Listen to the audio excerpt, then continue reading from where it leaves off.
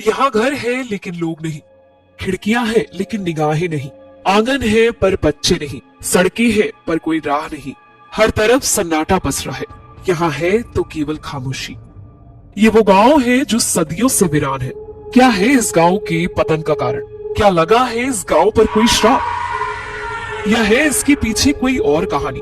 क्या है इस गांव का रहस्य? आखिर क्यों वीरान है ये गांव? आप बताइए, अगर आपके सामने एक गांव वीरान हो जाए, हजारों लोगों से भरा पूरा गांव, और अचानक से सभी लोग गायब हो जाए, ये हैरान करने वाली बात है। आखिर ऐसा कौन सा कारण रहा कि इस गांव को लोग छोड़कर चले गए? आज ऐसी कौन सी रूहानी ताकतें हैं जो इस गांव पर कब्जा किए हुए हैं? राजस्थान के जैसलमेर के पास है ये गांव, जो सालों से खंडहर बना हुआ है। इस गांव में ना कोई इंसान रहता है, ना यहाँ कोई आता है। आज एचएस न्यूज आया है इस शापित गांव, जिसका नाम है कुलधरा। खंडहर बन चुका ये गांव आज भी अपने उजड़े अस्तित्व की कहानी कहता है। जैसलमेर से लगभग 18 किलोमीटर दूर है कुलधरा गांव। कहते हैं सन 1291 के आसपास रईस और मेहनती पालीवाल ब्राह्मणों ने इस गांव को बसाया था। गांव में तब 600 घर थे। इन सभी में पालीवाल ब्राह्मणों के परिवार ही रहा करते थे। ये ब्राह्मण न सिर्फ मेहनती थे, बल्कि वैज्ञानिक तौर पर भी शक्तिशाली थे। कुलधरा में मिले अवशेषों से साफ तौर पर यह पता चलता है कि कुलधरा के मकानों को वैज्ञानिक आधार से बनाया गया था। पालीवाल ब्राह्मणों के इस गांव में खेती और मवेशी पालन ही मुख्य जीविका के साधन थे। लेकिन एक दिन अचानक ऐसा क्या हुआ कि हंसते खेलते गांव के लोग बस एक ही रात में अपनी बसी बसाई दुनिया छोड़ गए। ऐसा क्या हुआ कि ये लोग घर, मकान, खेती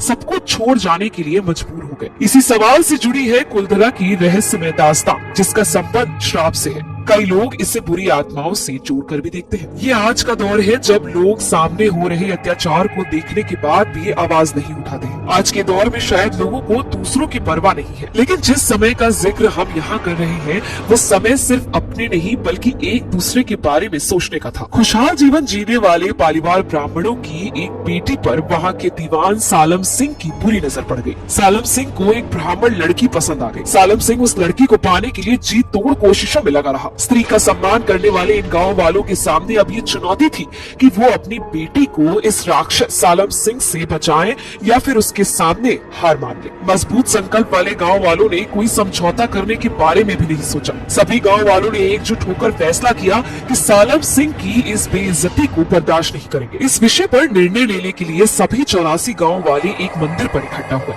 पंचायत ने फैसला किया कि कुछ भी हो जाए पर वो अपनी लड़की उस दीवान को नहीं देंगे। सालम सिंह से बचने के लिए वो लोग अपनी जमीन, जायदाद, संपत्ति सभी को छोड़कर गांव से चले जाएंगे। इसके बाद रात को पूरे गांव के पालीवाल ब्राह्मणों ने परिवार सहित इस गांव को छोड़ दिया। कहते हैं बस एक ही रात में कुलधरा समेत आसपास के सभी गांव खाली हो गए। जाते जाते वे लोग इस गांव को श्राप दे गए कि इस स्थान पर कोई भी नहीं बस पाएगा। ये गांव कभी आबाद नहीं होगा। जो भी यहाँ आएगा वो बर्बाद हो जाएगा। इसके बाद से यहाँ कोई नहीं आया है। इस श्रापित गांव तब से आबाद नहीं हो सका। आइए जानते हैं इस गांव की कहानी। यहाँ इस गांव में घूमने जाने के लिए अनुमति नहीं थी, क्योंकि इस गांव को भूतिया गांव कहा जाता है। लोगों के अनुसार यहाँ भूत रहते हैं।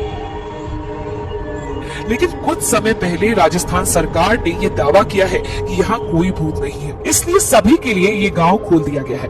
इसे राजस्थान सरकार द्वारा पर्यटन स्थल का दर्जा दिया गया है। अब यहाँ हजारों की संख्या में लोग घूमने आते हैं। खास बात ये है कि यहाँ स्थानीय लोग ही नहीं बल्कि देश और विदेश से भी लोग आते हैं। अगर आप भी इस गाँव के रहस्य को जानना चाहते हैं, इस गाँव को नजदीक से देखना चाहते हैं, तो आप भी आइए कुलधरा में और खुद महसूस कीजिए यहाँ की कहानी। खंडहर देख रहे हैं, ये 200 साल पहले एक आबाद गांव हुआ करता था। कहा जाता है कि यहाँ एक शख्स रहा करता था, दीवान सालिम सिंह, जिसे गांव की एक पुजारी की बेटी से प्यार हो गया था। लेकिन गांव वाले इस शादी के खिलाफ थे। उन्होंने रातों रात इस गांव को खाली कर दिया और ये श्राप दिया कि हमारे जाने के बाद यहाँ पर कोई नहीं